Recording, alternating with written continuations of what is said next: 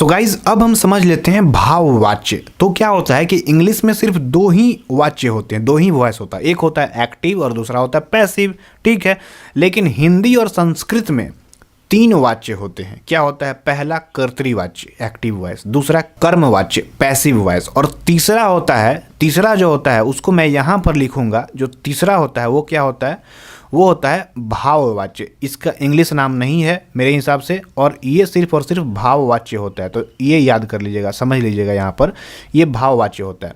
तो ये कैसे बनता है? तो मान लीजिए यही सेंटेंस उठाते हैं, सब कुछ सेम रहेगा, कर्मवाच्य का सब कुछ सेम रहेगा, कुछ डिफरेंस है बस वो देखिएगा। जैसे कि ये जो बालकेन पुस्तकम पठ्यते है, इसी को हम यहाँ से उठा करके यहाँ पर लिखेंगे। अब बालकेन और लिखेंगे हस्यते, क्या लिखेंगे? हस्यते लिखेंगे। मान लेते हैं हमने ऐसा एक वाक्य लिखा है। अब इस वाक्य में ध्यान दीजिएगा कि यहाँ पर जैसे कि बालकेन पुस्तकम पठ्यते था, यहाँ पे हमने लिखा है कि बालकेन हस्यते, सब कुछ सेम है, खाली यहाँ पर क्या है? यहाँ पर कर्म नहीं है। यहाँ पर क्या है? कर्म नहीं है। तो यहाँ पर हम एक चीज़ यहाँ पे सबसे पहले लिख सकते हैं कि यहाँ पे कर्म नहीं है। क्या नहीं है? यहाँ पर लिखिएगा, यहाँ पर कर्म नहीं है। तो इसको हम कर्म लिख करके यहाँ से काट देते हैं। तो इसमें कर्म नहीं है, बाकी सब कुछ सेम है। देखिए ये जो बालकेन है तृतीया विभक्ति, तो ये जो आया ये तृतीया विभक्ति है, ये सेम है। क्या लिखेंगे यहाँ पर? यहाँ पर हम लिख लेते हैं कि ये तृतीया विभक्ति का है। वचन, और जो वचन आएगा, जो लिंग आएगा, कैसे आएगा? जरूरत के अनुसार आएगा, जरूरत के अनुसार आएगा। अब जो ये हस्यते है, ये और ये जो ये देख सकते हैं, ये जो पठ्यते है और ये जो हस्यते है बिल्कुल सेम है। लेकिन कहानी यहाँ पर ये है कि यहाँ पर आपको सिर्फ और सिर्फ हमेशा से एक वचन में रहना है, हमेशा से एक वचन में रहना है, कभी भी यहाँ पर बहुवचन में, द्विवचन में नहीं जाना है। तो इसका जो क्रिया है ये हस्यते, ये तो एक वचन में रहेगा, लेकिन कैसे रहेगा? हस्ती कर देते। हस्ती क्यों नहीं किए सर? तो इसी के लिए नहीं किए क्योंकि इसका भी एक नियम है। करना क्या है? सिंपली वही, सब कुछ बात सेम है, कर्मवाच्य वाला।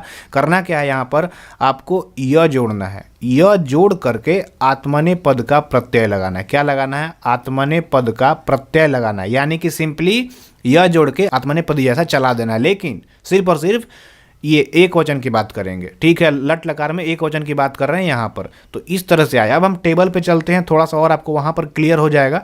तो ये हम टेबल पे आ गए। यहाँ पर देखिए भाववाच्य में क्या है? यहाँ पर क्या है? यहाँ पे कर्म का होना जरूरी नहीं है। जरूरी क्या? यहाँ पे होता ही नहीं है, एकदम से कर्म नहीं होगा। क्या है? यहाँ पर भाववाच्य में कर्म नहीं होगा।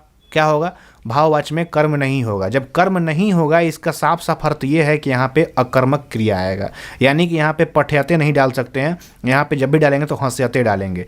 तो ये जो क्रिया आपको अगर मैं दिखाऊं यहाँ पर, तो जो क्रिया आएगा कुछ इस तरह की क्रिया यहाँ पर आएगी, इस तरह की अकर्मक क्रिया, अस, इस तरह की क्रिया, हस, ये सब जो आ रहा है, ये सब आ रहा है, ये सब आ रहा है।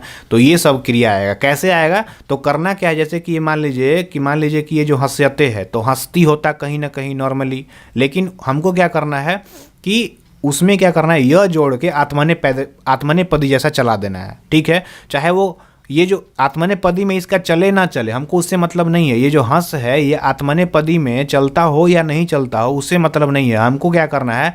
आत्मनेपदी का क्या करना है? प्रत्यय लगाना है। मतलब कि डायरेक्टली हमको चला देना है जबरदस्ती, यह लगा करके, ठीक है।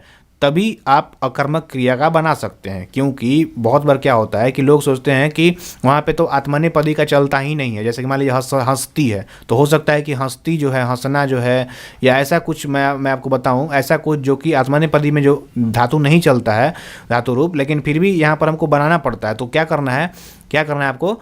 सिंपली एक नियम याद रखिएगा, यह जोड़ करके आत्मनेपदी ऐसा चला दीजिए, चले चाहे नहीं चले। क्योंकि हमको पता है कि जो हंसना है ये अकर्मक क्रिया है, तो आपको यहाँ पे यह जोड़ करके और चलाना पड़ेगा आत्मनेपदी जैसा। तो यहाँ पे टेबल पे आते हैं, तो ये देख सकते हैं क्या लिखा है?